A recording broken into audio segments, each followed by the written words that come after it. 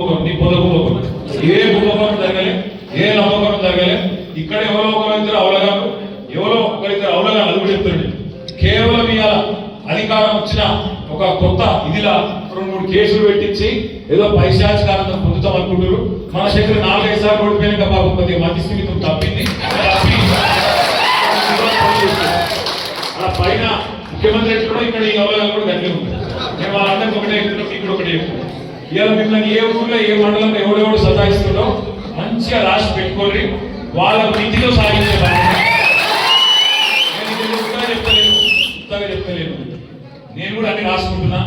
అసెంబ్లీలో కూడా ఎవరో ఏం మాట్లాడుతున్నా కూడా నేను కూడా రాసుకుంటున్నా. మీరు కూడా రాసుకోండి. బరాబర్ చెప్తున్నా.